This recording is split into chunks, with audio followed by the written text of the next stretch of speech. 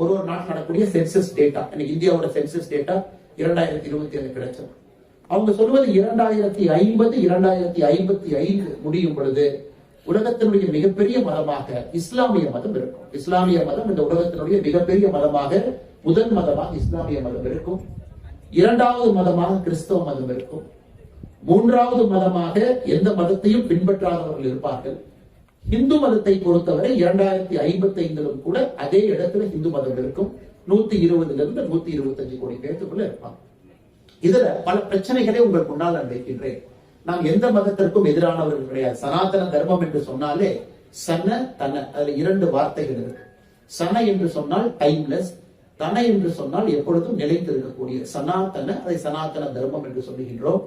இஸ்லாம் மதம் பெரிய மதமாக இருந்தாலும் 2055 கிறிஸ்தவ மதம் இரண்டாவது பெரிய மதமாக இருந்தாலும் கூட சனாதன தர்மத்தினுடைய கோட்பாடுகள் எனக்கு இஸ்லாம் மதத்திற்கும் கிறிஸ்தவ மதத்திற்கும் செல்ல வேண்டிய கட்டாயம் இன்னைக்கு இருக்கு. நான் சொல்றத மறுபடியும் திரும்ப சொல்றேன். சனாதன தர்மத்தினுடைய அடிப்படை கோட்பாடுகள் மற்ற மதத்திற்கும் செல்ல வேண்டிய கட்டாயம் இந்த உலகத்திற்கு இருக்கு. ஏன்னா சண்டை ஆரம்பித்திருக்கின்றோம். கிட்டத்தட்ட 100 ஆண்டுகள் கழித்து பெரிய பெரிய சண்டைகளை பார்க்கிறோம். கிளாஷ் ஆஃப் சிவிலைசேஷன், 2 மதங்கள் மோதிக்கொள்கிறது. ஜூயிஷ் மதமும் இஸ்லாம் மதத்தையும் பார்க்கிறோம். ராக்கெட் முதல்ல பக்கத்துல இருந்து அந்த காம்பவுண்டுக்கு போற ராக்கெட் இன்னைக்கு கண்டங்கள் தாண்டி வருது, கான்டினென்ட் தாண்டி கண்டங்கள் வருது. அதையும் பார்க்கிறோம். ராக்கெட் வருது. ஒரு அமெரிக்காக்காரங்க B-52 பாம்பர் பிளேன் அனுப்புறாங்க. 2 கான்டினென்ட் தாண்டி குண்டு போட்டு வருது. ஆனா இன்னைக்கு நாம ஒரு நிலையில்லாத ஒரு உலகத்துல இருக்கோம்.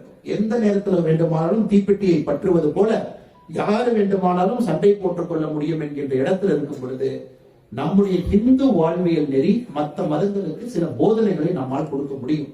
அதற்கு மத்தவங்க மாதிரி நாம ப்ரீச் பண்றோம், மிஷனரி ஆக்டிவிட்டி பண்றோம் கிடையாது. நம் மதத்தில் இருக்கக்கூடிய சனாதன தர்மத்தினுடைய கோட்பாடுகள் உலகத்திற்கு நாம் கொண்டு சேர்க்கும் பொழுது மட்டும்தான் இந்த உலகத்துல அமைதி நிலவும். அதுல எந்த மாற்று கருத்து